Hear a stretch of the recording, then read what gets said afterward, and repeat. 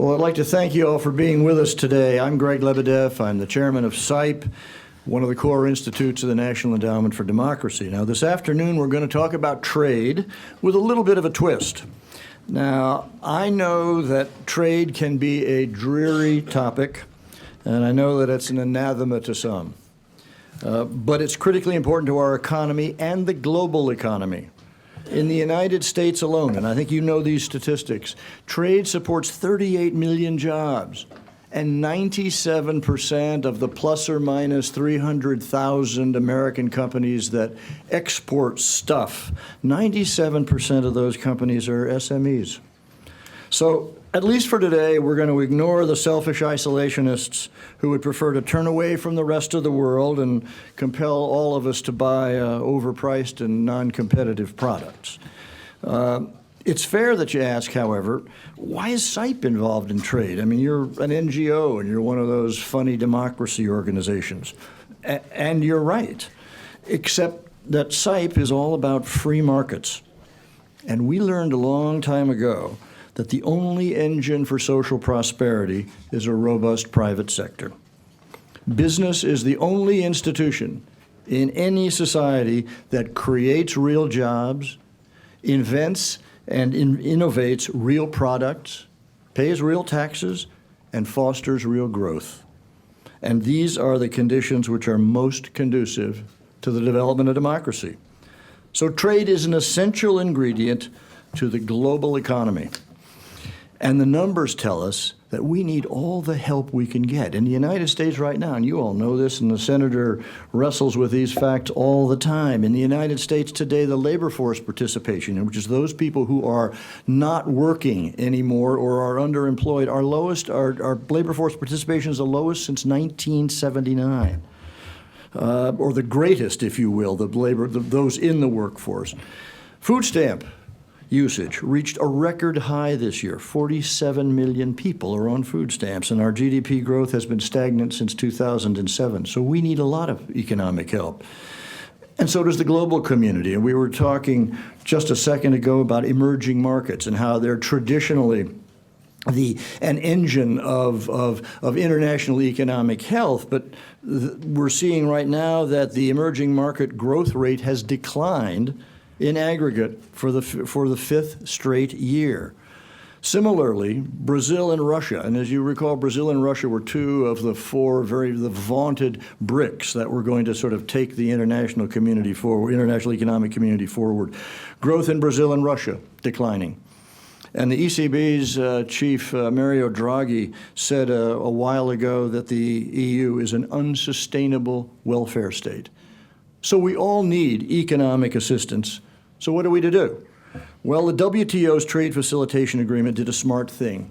It created a mechanism, the Global Alliance for Trade Facilitation, to confront head-on the vexing, age-old inefficiencies of trade, the red tape, the border bottlenecks, the tracking problems, the customs stuff, all of that. And the experts suggest that facilitation reforms could boost the world economy by $1 trillion. And if you think that's just a silly government number, cut it in half. Say $500 billion. That's a lot of money. And the World Economic Study recently concluded that reducing global supply chain border barriers alone could increase the world GDP by almost 5%. And that ain't bad. So what we're talking about today is not glamorous, but it's seriously important. But now to the twist that I referred to earlier. All of these good ideas and all of these critical ambitions are going to be advanced by a very unusual team. A team whose players don't usually play together. And when they play together, they frankly don't get along very well. But they're a dream team because each needs something from the other to make this initiative work. And who's on the team? The business community, government, and NGOs. Funding comes from government, trade expertise comes from business, and the ability to link public-private policy reform comes from CIPE, it comes from the U.S. Chamber, comes from the WEF, and it comes from the ICC. So we're here today to highlight the importance of these global supply chains, outline the issues that impact their efficiency, and talk about how experts can work together to find solutions to break down these barriers. Led by Senator Chairman Bob Corker, our panel is an all-star cast with expertise in trade, representing the private sector, the Congress, the executive branch, and the NGO community. As you can see, the Global Alliance for Trade Facilitation is an example of how a true public-private partnership should work. So now let's turn to the panel, and let me look first at Chairman Bob Corker.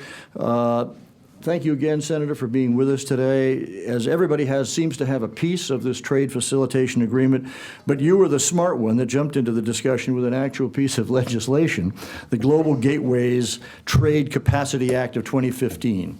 And since private engagement is critical to the implementation of TFA, tell us a little bit about your goals for that bill. Well, first of all, I couldn't agree more with concern for our own citizens here relative to trade and the fact that it raises our standard of living over time, and the most important thing for all of us in our elected positions is to make sure that people here in our own country, heads of households, have good paying jobs. We've got 4.5% of the world's population in the United States, and yet we have 22% of the world's gross domestic product. And so we can see how important it is for us to be able to sell goods all around the world, and I want to thank you for convening this. Sometimes it's hard back home when you're talking about some of these trade agreements to draw that connection and to cause people to understand that we have companies throughout Tennessee and throughout America that are shipping goods all around the world, and when we do that, we increase opportunities for people all over our country. Our committee's jurisdiction, on the other hand, is the Foreign Relations Committee is at the shorelines out, and we also understand the same thing holds true for countries around the world. And I know we have a FedEx executive, by the way, from Tennessee. We'd love having them there. Obviously, trade is a big deal to them. As a matter of fact, you don't know this, Ralph, but y'all helped me organize a trip to China when I was just looking when I was a candidate, trying to understand some of the issues we're dealing with trade and other kinds of issues.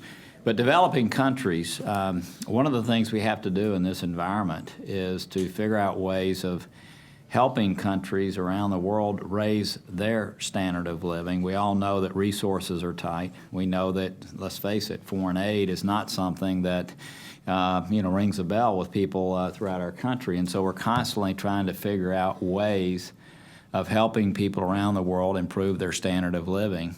As a matter of fact, I'll just say this, I'm consumed mostly with things like what just happened in Paris, or what's happening in Syria and Iraq, what's happening in Ukraine, what's happening in the South China Sea. That's what all of you read about, and yet I see so many opportunities for us with things like this to impact people's lives around the world without really spending any more dollars, just doing so more wisely. Right now we have 28 agencies, Greg, that deal with spending about $1 billion of your money each year on trade, and yet it's not coordinated in an appropriate way. And so that's one of the aspects of this, is just to have a game plan. I think the last time there was a strategic plan around trade was 2003.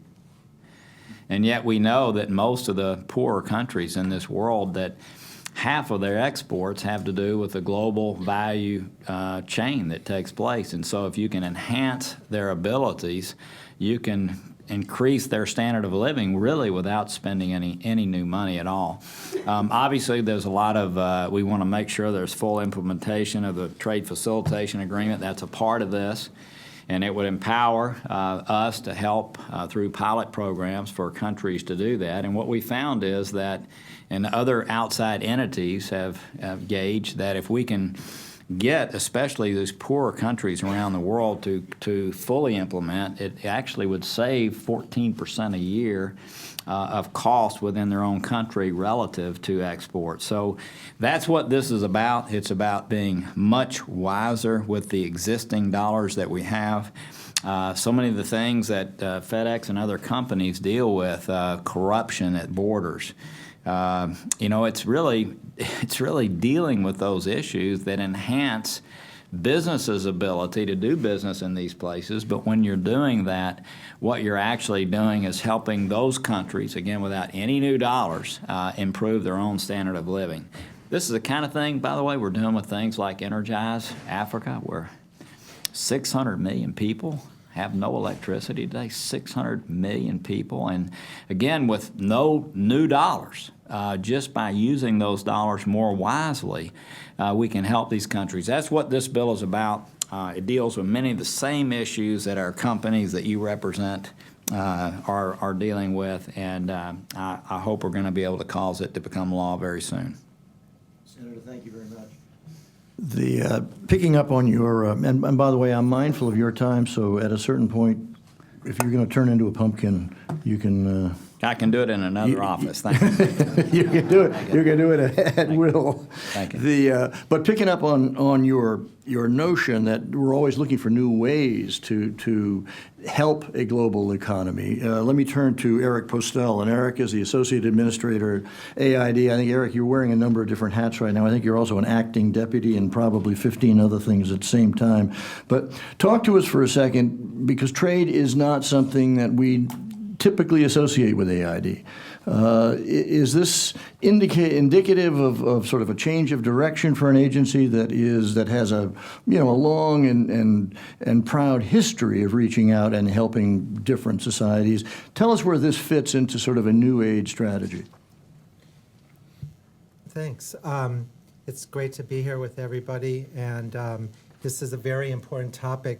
And we've seen over the years a variety of countries have, in essence, graduated from foreign assistance, whether it's Panama, whether it's Korea, Thailand, Botswana. There have been a variety of success stories, and in every case, it's always been due to economic growth. And so, the agency has worked on economic growth to varying degrees across a lot of administrations for a long time. Not everything worked, but a number of things worked. And obviously, the collapse of the former Soviet Union, there was a huge body of work that went on. And, many of those are trading powerhouses now. So it's been a topic that people have worked on for a while. We have, for instance, in Africa, these 3 trade and investment hubs. They've been working for a long time to foster U.S.-Africa trade. But the trade agreement that was struck in Bali gives new opportunities because, first of all, you've got all 161 countries signing on to this and talking not just about what assistance they might need, but also what they're going to do for themselves. And we know that this stuff usually only gets done when there's a lot of commitment from the host country. But the other thing that's just been evolving, and as the chairman alluded to in the Power Africa case, the world's been evolving, and private sector, I've just seen in my whole career in private sector, has evolved to where now it has a huge amount of interest and investments in all of these countries that 40, 50 years ago, they wouldn't even be able to pick them out on a map, by and large, except for maybe FedEx and a few others. And so what we also realize is that we have to go about this differently. So that's what we're trying to do with the Alliance.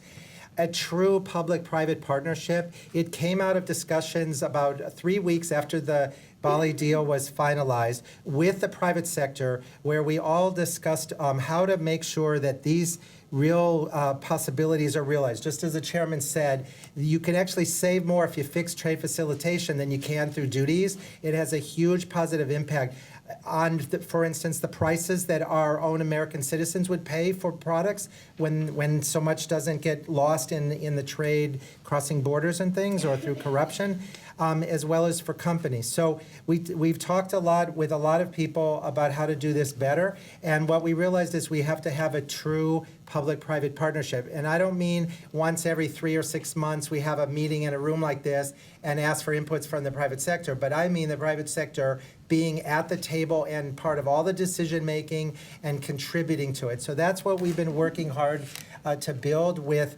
the partnership of SIPE and the International Chamber of Commerce and many people that are in this room. Some of you, we've had other discussions, and you've been part of this process with strong bipartisan support. And so what we're trying to do is we have assembled several other donors, so it will not just be the United States. The United States will is putting money in, other donors are, and then we're working to finalize with companies the contributions that they will make, in addition to what they do on a local level in the various countries to inform the government's efforts. So that's what's different. It's hopefully it will be a good leap forward and building on what's been in the past, but to really our goal is to help some of these countries dramatically improve what happens at the borders so we can cut costs for companies and improve trade. Thank you. Thank you, Eric. You're absolutely right. Let me turn to the other half of the Tennessee contingent. Ralph Carter is a senior executive with FedEx, and Ralph, you're in the trade business. You're in the trade facilitation business, in fact. Talk to us for a second about how give us a FedEx view of the importance of this initiative, and also then if you have a moment, talk about its impact on SMEs, because we're always trying to think about ways to make smaller companies bigger, if you will. Thanks, Greg. Pleasure to be here today. Let me start off by saying, how enthusiastic we are, and I know a lot of other companies are, about both of these two initiatives.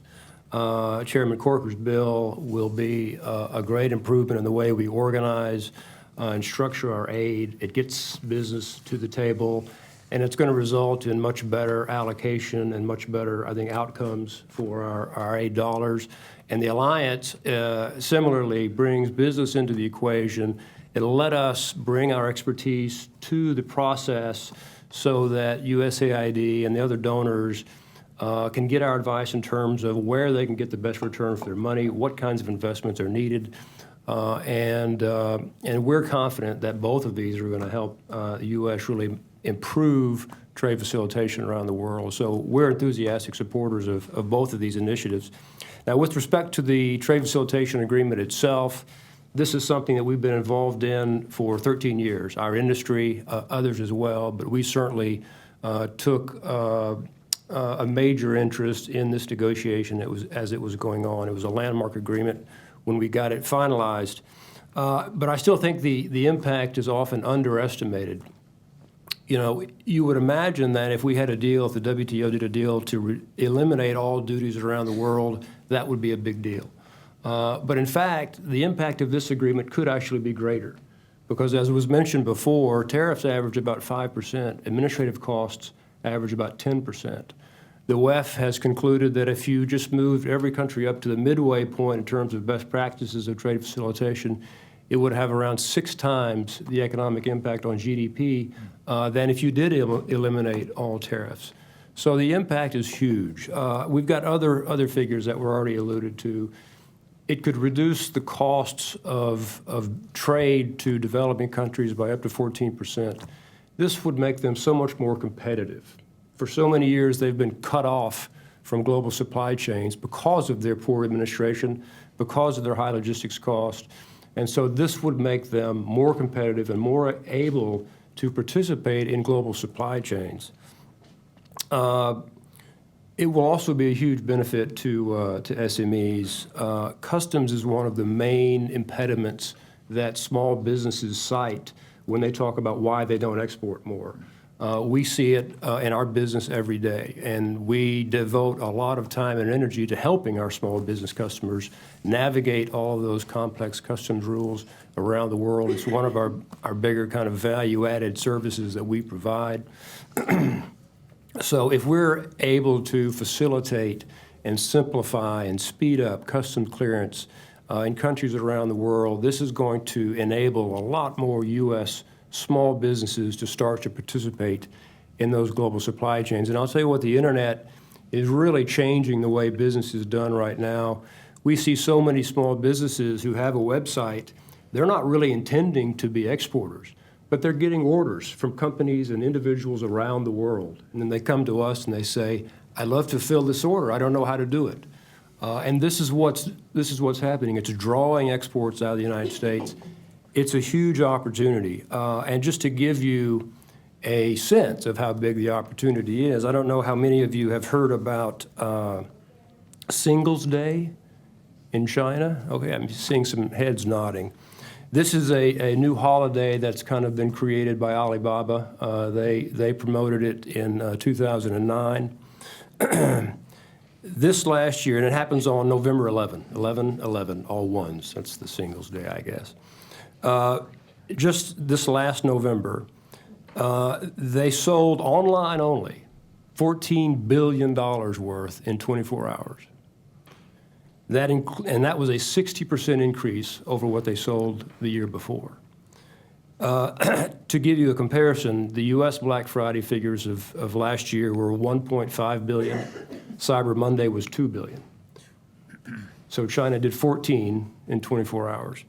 That included 6 million products, different products. It included 30,000 different brands, and it included 40,000 different sellers from 25 different countries, many of those in the United States.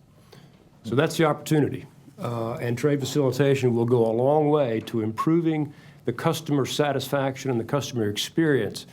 That's what's holding a lot of this back. The exporters have to navigate it. The consumers have to have confidence in it. They don't want surprises in terms of prices. They don't want surprises in terms of delays at customs.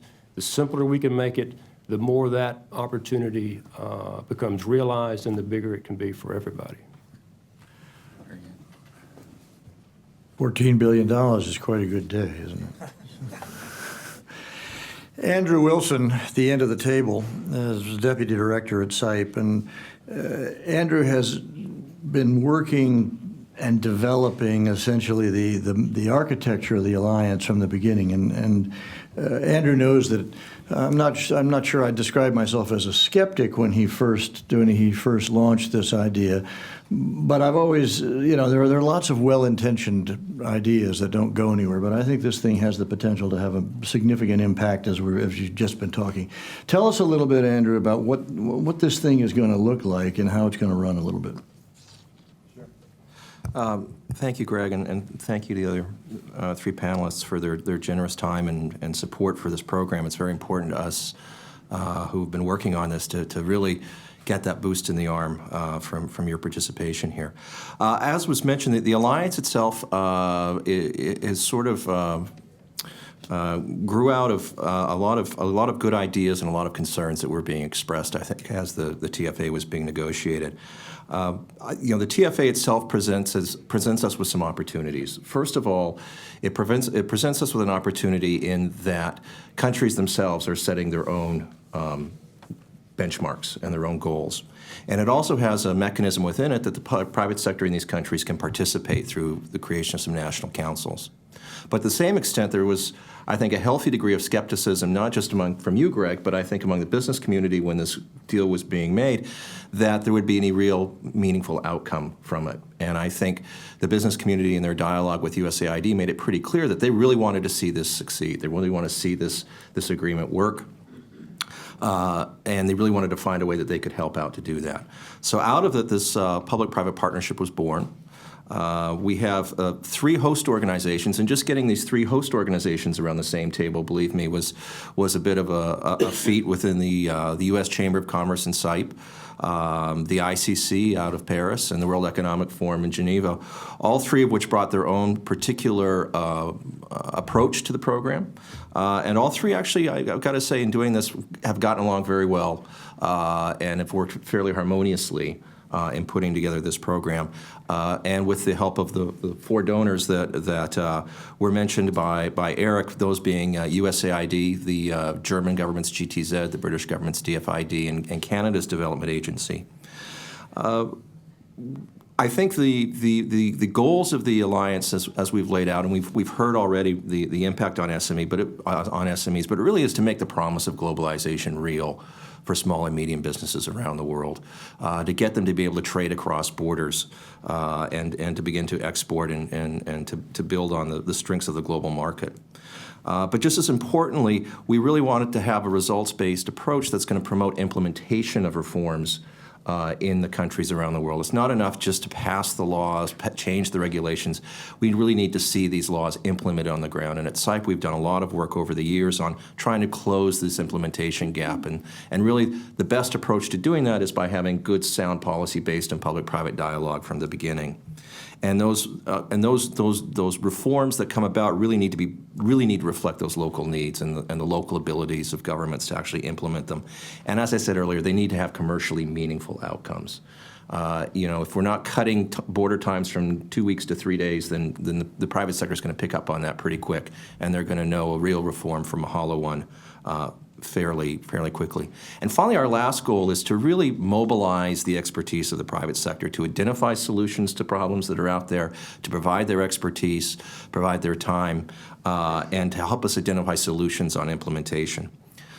With these three organizations come three distinct, host groups come three distinct approaches. Our first approach is really to work out in the local level in the developing countries themselves.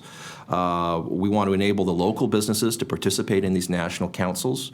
We want to network them with the international business community so they can understand what's out there in terms of solutions.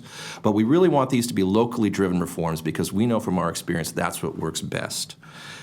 So we'll be working with the private sector, business associations, think tanks, and other groups in countries to work on these issues and to work with accommodating local governments on identifying the reform models, on looking at things once we've identified those models, on how we can develop the solutions with private sector help to address the needs. And then we also want to mobilize that international private sector experience and expertise in finding those solutions. And I want to make clear, this program isn't here to supplant what other international donors are doing. There are a lot of efforts that are going to be going on to support the implementation of the Trade Facilitation Agreement. This program is really to complement it, and it's to bring the private sector voice to the table and private sector leadership on that. Second area, using some of the ICC strengths, we're really going to be looking at regional issues as well, because it's not just goods crossing borders from one country to another. Sometimes the problems are in a regional hub, and we have to expect that we're going to need to focus on some regional hubs where trade flows through to help those countries that may indirectly be using those hubs for trade purposes. So we need to look at regional dialogues and regional solutions. And then finally, along the lines of trying to hold policymakers and implement our government's feet to the fire a little bit, we want to create a scorecard system where we can rank and rate countries on their ability to implement these programs. And the World Economic Forum will be taking the lead on that. And again, we're not looking to recreate anything. There are a lot of good metrics out there. What we're looking to do is take the best of the best, but add in that additional flavor of local content. What does the local business community see? What do our partners at the big shippers like FedEx and Maersk and UPS and DHL see when they're actually trying to get things across the borders? This is a true public-private partnership, as was alluded to. There is a steering group that will run the project. It's a private-public steering group. We'll have companies and the donors on this group. They're going to be there to help us select the countries we're working in. They're going to be approving our work plans as we move forward, and they're going to be holding us accountable through evaluation and outcomes monitoring. We do want to have a big tent, though. We don't want to shut anybody out. So we are creating a broader network that we can engage a broader community of companies in that might have different things to bring in different regions and different expertise. But we also want to make sure what we're doing is coordinated with all the other players out there. So our networks that we're going to be establishing, or our network will be establishing, will help us do that. We want to be part of a movement. We don't want to be separate from it. And in particular, we've got 4 committees we're starting off with. One on how do we communicate this and get the agreement ratified. The second is an implementation, measurement, and scorecard effort. Third area is we want to get companies to help us with our in-country projects. And fourth, looking at project evaluation for our own accountability. And I just wanted to reinforce, this is a new model for development. It really is. In the 20 years I've been in the business, I haven't really seen anything like this.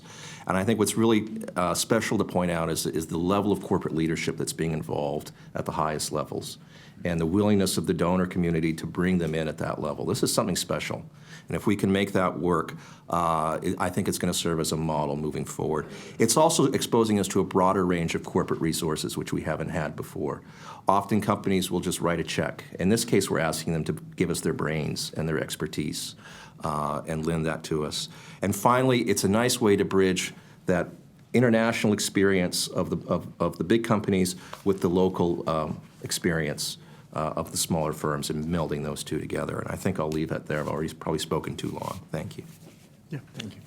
Before, I just want to thank the chairman again. I know he has, many commitments. You're kind to give us your time this afternoon and your thoughts, Mr. Chairman. Thanks for what y'all are Talk to you soon now. Eric and Ralph both, the issue of implementation.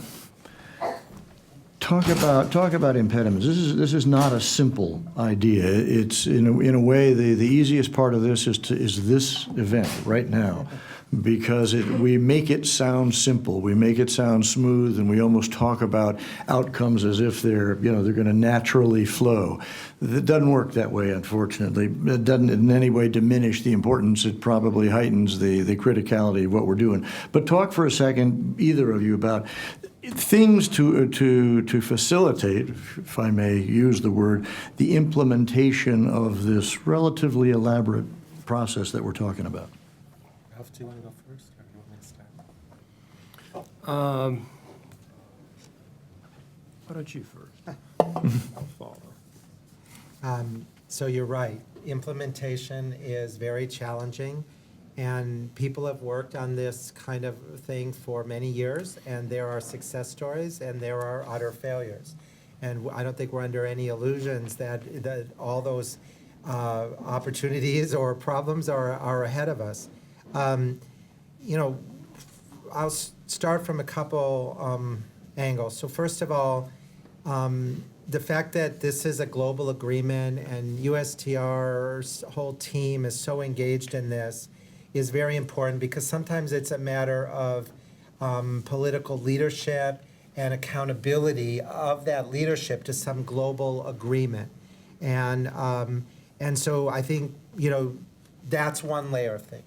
Another aspect is down on the working level is what really works and what doesn't, and this is one of the many ways in which business has the most fidelity in the observations. I heard about one meeting in Nigeria where they were talking about all these new procedures that Nigeria had put in place to, in theory, improve trade facilitation. And several of the panelists who are taking people through this described the way it had been designed, and then a representative from the private sector said, that is absolutely correct. That is the theory of what's been designed. Now let me tell you how it's working.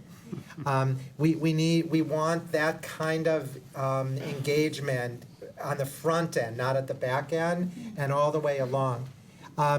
In some the scorecards are also another element of, we have seen, I'm sure all of you have seen, the positive impact of things like the doing business indicators that the World Bank does, and actually USAID funded some of the early work on that, as well as things like the MCC scorecard.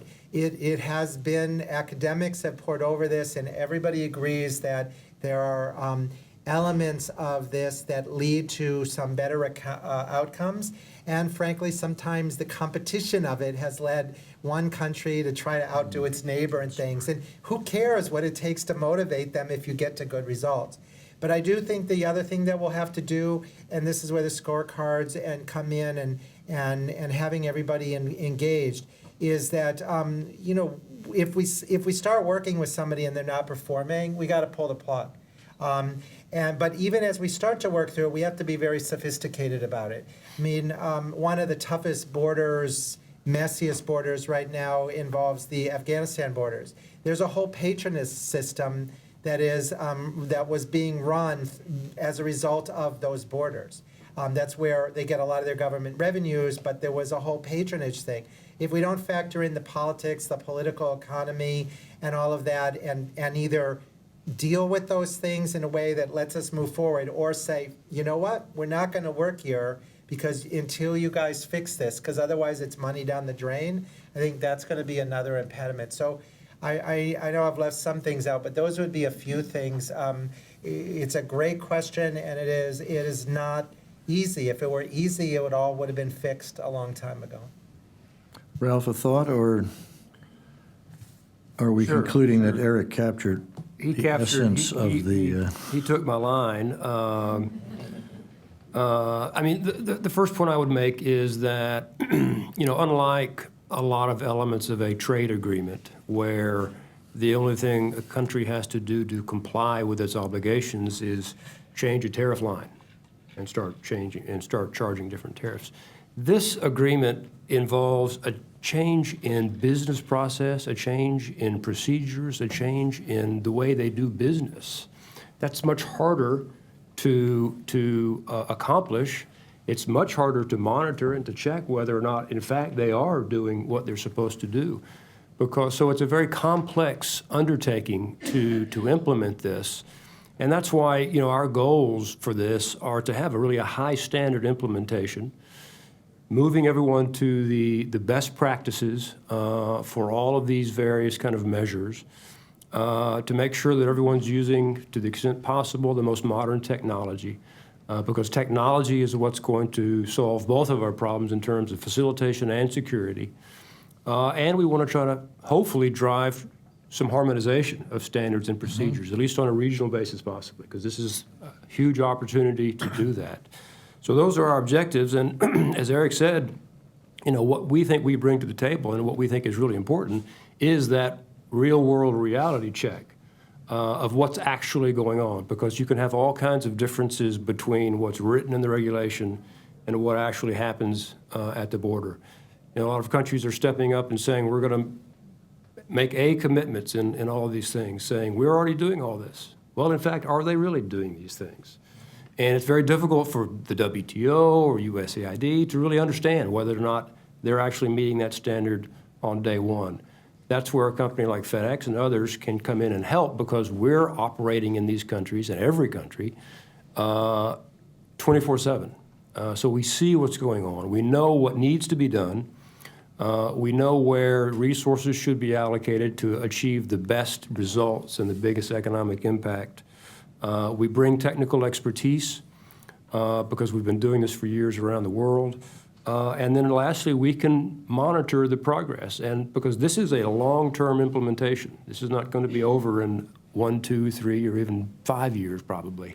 And once the donors and other organizations have kind of come in and left, we're still going to be there doing business. So we're still going to be able to see whether or not they're continuing to meet their obligations, whether they're going in the right direction, or maybe some of them may be going in the wrong direction. And we're going to be able to monitor that and come back and report to the donors to make sure that they're getting the money's worth from their investment, and that the recipient countries are honoring their obligations. And all this together means that we're going to get better outcomes and a better implementation at the end of the day, in our view. I mean, I think you guys really were a good complement to one another, because what we're talking about is essentially a blend of using technology to do some of the things that needs to be done, coupled with a political awareness and a cultural awareness, and sort of a quantitative and a qualitative blend, which is not in itself an easy mix. But any one of you answer the question, Andrew, maybe you, but whoever. All right, you got 160 plus members of the WTO. You got loads of countries that this affects. Where do we start? And is there low-hanging fruit? Because as we all believe and know, you want a couple of success stories up front. To Eric's point, it's maybe motivational. It certainly might be even inspirational. Where do we identify those places that say, hey, we're going to launch this idea and it's going to work? Well, I'll let these two gentlemen chime in on maybe some of the issues that matter to them. I can from the project architecture perspective, I think this is one of the things that we're holding most dear in the program, is this sort of flexibility in picking countries to work in. And the magic phrase here, I think, is political will. Countries that really want to demonstrate political will towards resolving these issues are the ones that are going to get selected within this process.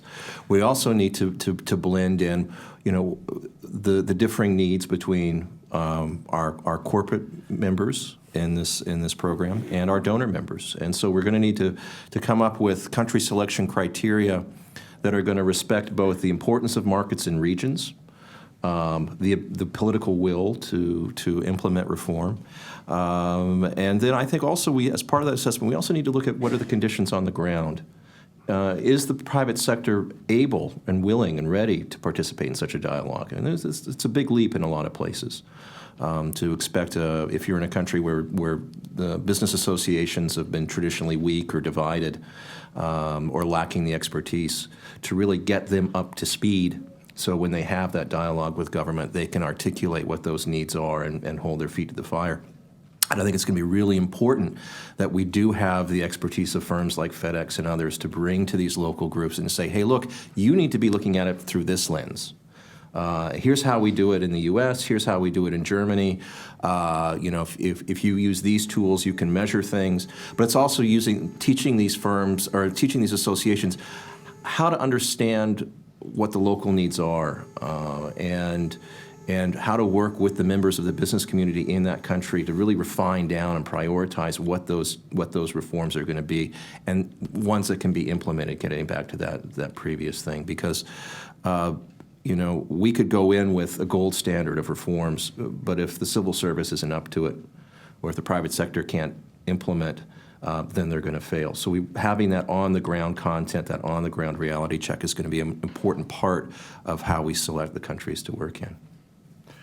Do any of you have a thought as to the impact of a heightened sense of security anxiety? Now, we're at an apex right now. It'll ebb and flow. But this isn't a new concern, but it might be a heightened concern, and it certainly will be a continuing concern. I presume this architecture contemplates that we're going to be moving toward a set of initiatives that will facilitate things amid that environment. Eric, do you have a thought, or Ralph, or? So as most of the people in this room know, I mean, what happens at the borders is not just customs, right? And security is part of it, and it might be licensing, and it might be agricultural inspections and all of that. So I think that's something that we'll have to factor in, and this is a great example of something Ralph said before, because companies like FedEx are right on the front lines of this and are seeing how things evolve, and that's where if we need to make some adjustments or if the demands of where the most value added in terms of assistance shifts a little, then we need to be flexible about that. It is everything about this is meant to be a true public-private partnership of equals where, it's joint decision-making. So it's never for instance, me, even if USAID is the biggest single donor, to say, well, it needs to be X, Y, or Z. We'll do this amongst all the people involved. My personal hope is we'll work with a modest number of, because, rather than do little bits of pieces, little bits of interventions, I hope everyone will decide that the best way to do this is more holistic at a little larger scale, but that would mean a smaller number of countries, but so that we're able to handle and work on whether it's the customs or this security aspect all in a package, because when the container rolls up to the border or lands at the airport, I mean, they're dealing with all of that. And then if it really proves that it works, then I think there will be lots of interest to expand it, more funds will flow, et cetera, and more countries will want to play, et cetera. Ralph? Yeah, I'd like to add a few points on this because in our view, almost everything in the trade facilitation agreement will help security. Data is the key. It's always data and information that prevents issues, that solves issues. And when you automate, this is a benefit that we've always highlighted, when you automate, you take the human element out of a lot of decision-making. We all know that a corrupt system is not a secure system. Automation reduces opportunities for corruption, thereby reduces opportunities for security problems and breaches. So automation cures a lot of those issues. It also cures a lot of issues and improves security by allowing such things as pre-arrival risk assessment. Getting data into a country before a package arrives so that that country can analyze that data, run it through a regression program that flags certain packages. That's the way modern security is done, and you can't do that with paper. It's got to be data-based, and so we believe that all of the elements, the modernization elements involved in trade facilitation, both facilitate trade and enhance security. Andrew, do you have a thought? just really an observation on this. When we started looking into this program, the genesis of the experience of having a public-private dialogue on facilitation issues really came out of 9/11. And when the United States government decided it really needed to look at how goods were moving into the country and the security issues that came out of that. And a public-private dialogue emerged from that with the private sector that was very productive. Mm-hmm. And I think it was the positive experience that came out of that dialogue that has really sort of shaped some of the thinking about, well, if we could do it on that thorny an issue, we should be able to do this on other issues that are out there. And the technology, as Ralph said, has been evolving and improving ever since then, so there's a lot to work with there. Cool. Anybody in the audience have a question or two before we wrap up? And we're mindful of everybody's time. No?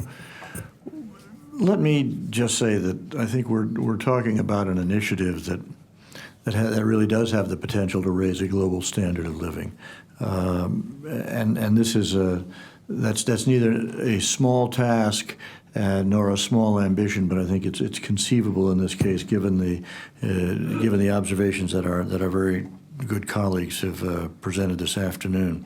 One of the dilemmas that you have is that the movement of goods is taken for granted.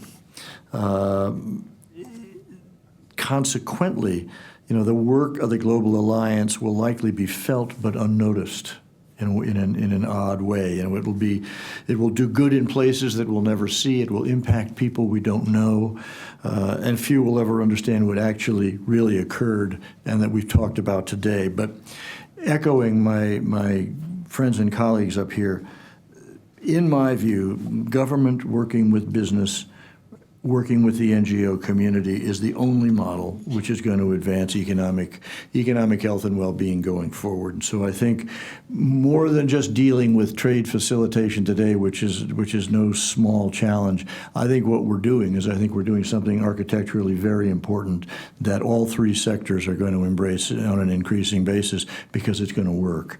So trade facilitation is a great place to start. We're very grateful that you all made time to join us on the panel this afternoon. Particularly grateful for AIDs. In a way, you're a parent to this in a lot of ways, and I think that's important to note. And thank you all for coming this afternoon.